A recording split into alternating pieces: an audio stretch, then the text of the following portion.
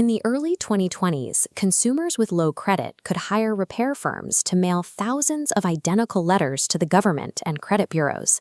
This was jamming, the industry practice of flooding the system with duplicative, boilerplate disputes. The goal was to overwhelm data furnishers until they simply deleted negative marks, clearing the backlog. This chart shows how the system buckled under the pressure. By late 2025, the Consumer Financial Protection Bureau was receiving over 460,000 complaints a month, hitting a critical threshold that paralyzed human review.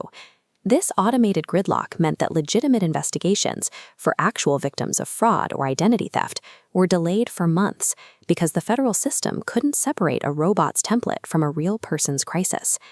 The accessibility of federal automation became its own bottleneck, eventually forcing regulators to implement a mandatory cooling-off period.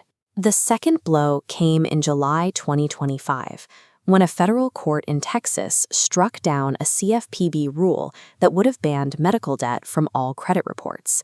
The court's decision meant that millions of Americans were once again exposed to medical bills, impacting their credit scores, even for services they were currently disputing.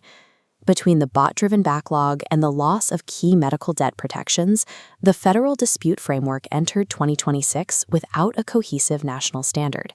The CFPB's response in 2026 was the direct dispute mandate. You can no longer ask the federal government to fix a credit error until you've dealt with the bureaus yourself. You must file disputes directly with Equifax, Experian, or TransUnion, waiting exactly 45 days for their investigation before the CFPB accepts a formal complaint. To prevent bots, the portal uses identity verification and legal attestations, effectively blocking third-party software. Federal lawmakers added another hurdle with the Ending Scam Credit Repair Act, or ESCRA, co-sponsored by Senator Chris Coons. ESCRA bans upfront fees. Credit repair firms are now prohibited from charging a consumer until 6 months after they provide documented proof that a credit score actually improved. Firms are also legally required to tell consumers that the services they sell, like disputing an error, can be done by the consumer for free. The federal government has moved away from being a high-volume intake center, evolving into a system defined by rigid procedural requirements and mandatory waiting periods. As the federal process slowed down, individual states stepped into the void, with localized laws designed to protect residents from debt collection. Oregon passed Senate Bill 1595, which effectively replaces the struck-down federal protections for its own residents.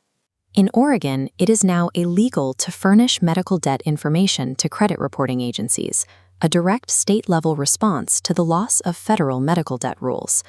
New York introduced the SHIELD rule, which creates a strict cap on debt collector harassment. Collectors are limited to just 3 contacts per week across phone calls, texts, and emails.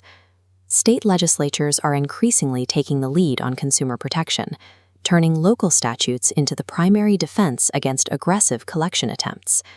States are also targeting zombie debt, old obligations past their legal expiration that collectors purchase for pennies and attempt to collect through pressure.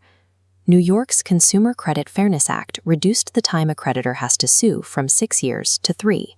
Crucially, making a partial payment no longer restarts that clock. Once 3 years pass, the debt is legally uncollectible in court. This is supported by a federal strict liability standard. If a collector even threatens to sue over a debt that is past the statute of limitations, they have violated the Fair Debt Collection Practices Act. By removing the threat of litigation and closing the revival loophole, these new rules have blocked the standard methods used to collect on time-barred accounts. You can no longer rely on a credit repair bot to mass mail the government and expect a quick fix. Disputing debt is now a manual, individualized process. You must manage the 45-day window with the bureaus yourself and document every step of that investigation.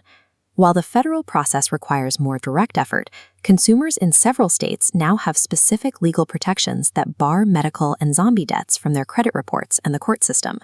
Understanding your local state laws is no longer optional. It is the primary source of leverage in any dispute.